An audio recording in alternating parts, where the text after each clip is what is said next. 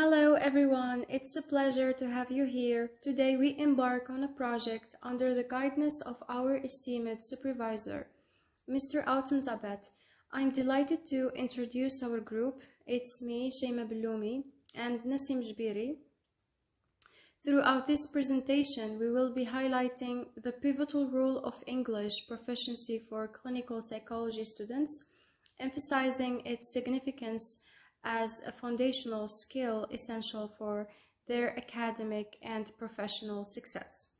So let's get started. Here we have table of content.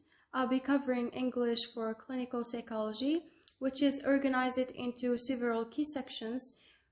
We will start with an introduction about ESP, its importance and meaning, of course. Then we are going to see some definitions of psychology, of clinical psychology, and also English for clinical psychology. We move to discourse features, then linguistic features, and as for the seventh element, text and genres, as well for tasks and activities, activities needed by students during their studies, and we end up by teaching models or examples. We move to conclusion, then we provide you with the references. Okay, let's delve into one of the key sections of our discussion within this introduction.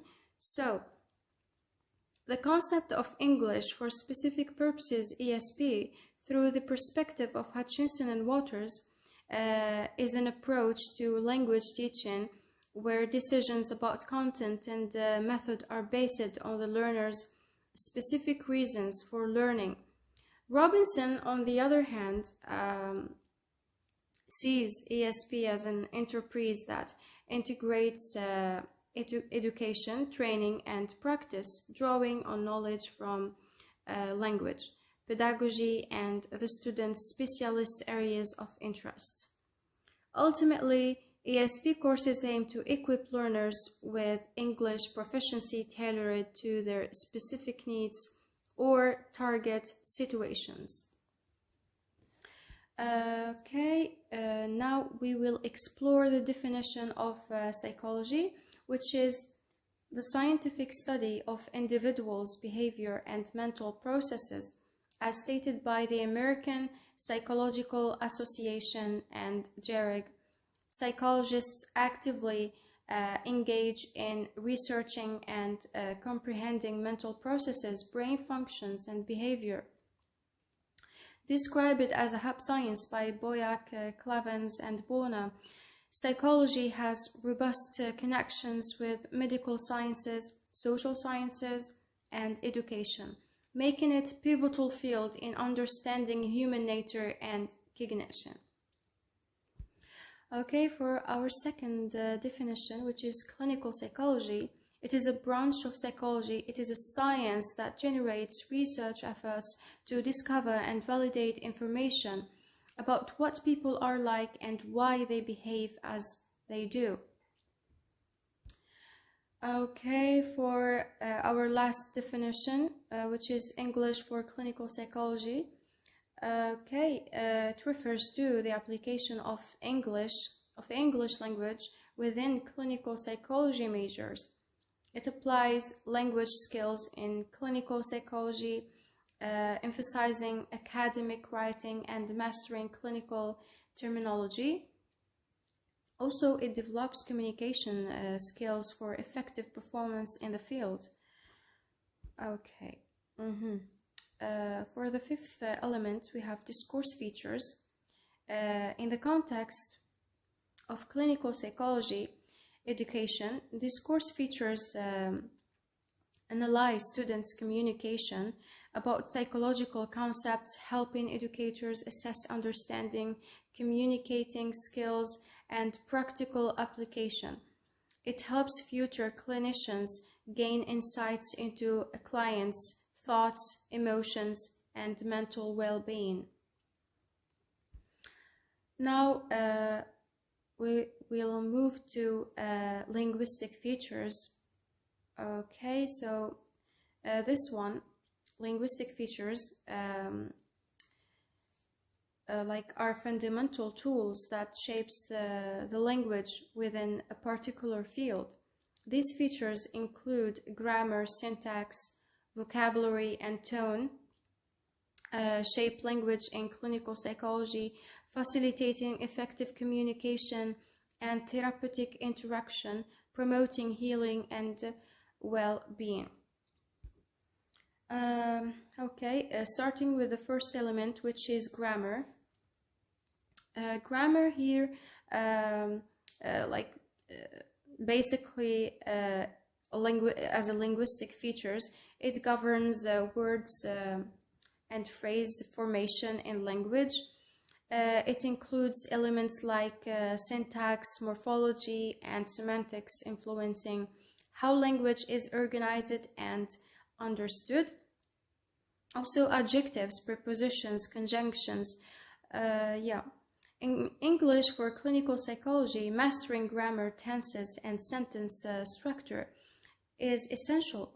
So, learning adjectives is to enhance nouns in academic discussions. Preposition, structure content, establishing relationships. As for conjunctions, connect ideas coherently in essays and research papers. Now that we have covered the grammatical aspects, let's turn our attention to an equally important element, vocabulary. So, the key linguistic features include empathetic language, precise diagnostic terminology, therapeutic interventions, and ethical considerations. Rich vocabulary benefits to enhance communication, critical thinking, and academic performance, supports expressing ideas clearly, understanding complex concepts, and improving writing and verbal expressions, contributes to better reading comprehension and success also in various subjects. Okay, now we move to texts and genres. Psychology relies on written materials like research articles, diagnostic manuals, therapeutic guides, and ethical standards, which it includes also academic journals that offer research insights, diagnostic manuals to establish frameworks for practice. The interaction between these texts contributes to advancement in theory, practice, and ethical guidelines in psychology. Moving on to the next phase, tasks and activities. Teachers here aim to engage students in active learning, applying theoretical knowledge to practical scenarios, and fostering critical thinking within the field of clinical psychology. By designing a sequence of tasks and activities, those includes case study summaries. It composes concise English summaries focusing on key diagnostic information and treatment approaches from clinical case studies. We have critical analysis essays, analyze research articles in clinical psychology, emphasizing clear articulation of thoughts and arguments. Moving to journal article reviews, it summarizes and discuss research articles from clinical psychology journals, highlighting findings and implications. Also, vocabulary building exercises, develop specialized clinical psychology vocabulary lists and integrate these terms into written assignments and discussions. Now we're going to see activities needed by students during their studies. We have case study synthesize challenge.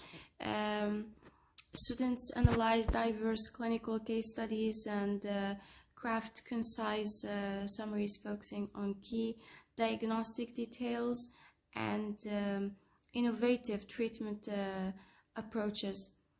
For critical analysis essays endeavor, we have here that students dive into critical analysis through essays on research articles within the context of clinical psychology. For exploratory journal article reviews, here students explore research articles in clinical psychology journals. For critical analysis essays, it assigns essays that require critical analysis of research articles related to clinical psychology, and it emphasizes clear articulation of thoughts and arguments. We have dynamic vocabulary integration project. Students build a specialized clinical psychology vocabulary. It seems lastly incorporating terms into written assignments and dynamic discussions. Now, for the last elements, we have teaching models or examples. Models. We have three main models in here, starting with the first one, multimodal presentations. As you can see, we have its objective and its components. For its objective, it integrates English language proficiency with key psychology concepts. For its components, we have visual, spoken language, and written elements. The second model is media analysis assignment. For media analysis assignment, it involves a detailed examination of movies or TV shows with psychological themes. Here we have practice focus, simulating therapeutic interviews or assessments, and for it emphasizes language proficiency in therapeutic context. Okay, for the third one, interview skills practice, we have objective. It delves into complexities of psychological themes on screen. Its purpose to foster deeper understanding through analytical approach, and for the outcome, we have enhanced insight into conveying psychological concepts visually. As a final point, clinical psychology is essential for mental health, and English proficiency aids communication and collaboration in the field. At the end, I appreciate your time and attention throughout this presentation. Our exploration of English for clinical psychology has provided valuable insights, and I hope you leave with deeper understanding. I'll leave you with the references. Thank you.